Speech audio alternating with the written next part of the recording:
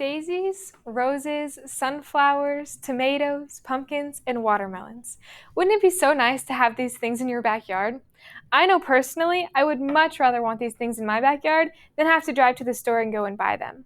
That is why I'm here today to teach you how to plant the most useful and beautiful garden with 3 points. The points being the materials needed and the best seeds to use for beginners, how to actually plant your plant, and finally, we'll look at the environmental benefits. Let's pot our way into to our first point, which are the materials needed and the best seeds to use as beginners. Eatingwell.com says that some of the best seeds for beginner, some of the things that you can use when planting your garden consist of a kneading pad, a handheld weeder, or a gardening rake. But I know what you're thinking. Do we really need all of these things to plant your garden? And the answer is no. Those are just some things that can make your gardening experience a little bit easier.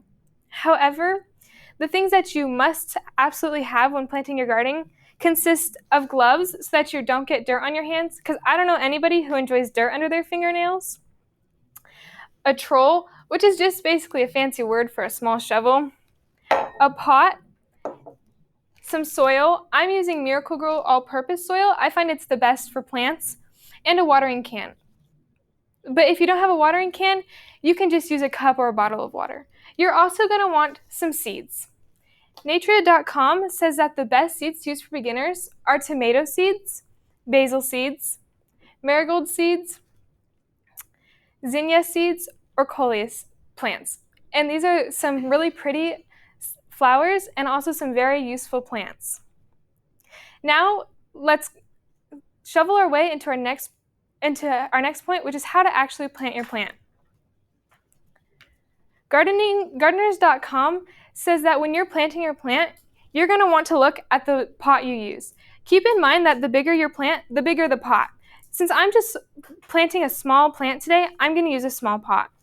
The next thing you're going to do after you pick out your pot is get your soil and pour it inside your pot. I pre-did this because I didn't want to make a mess while giving my speech. After you have your soil in your pot, you're going to want to take your seed packet and look at the back of it. On the back, there's either a grid across it or down the side, and you're going to want to look at depth or sow depth. This is how far down your plant is going to want to be in the soil. It is so important to look at this because plants like lettuce and snapdragons need to be laid on top of the soil because they need more sunlight.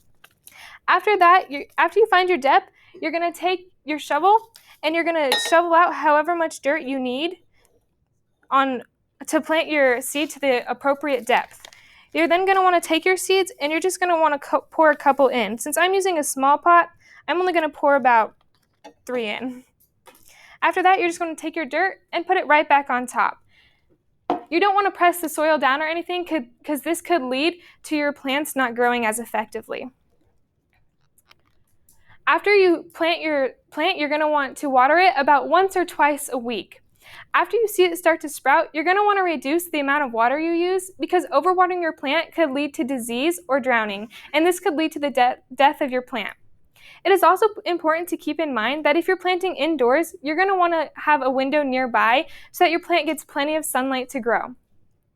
Now, let's grow our way into our next point, which is the environmental benefits of planting your own garden. Greenhouse technology says that by planting your own garden, you can reduce your carbon footprint.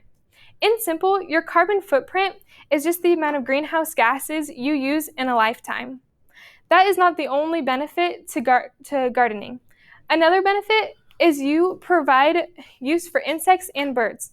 We all know that bees are great pollinators, and by planting flowers, you're helping them do their job, and you also get a beautiful backyard in return.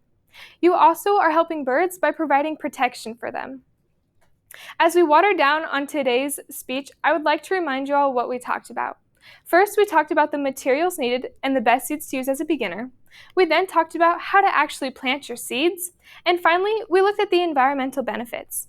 I hope you enjoyed taking a look into gardening and even consider it for yourself. Thank you.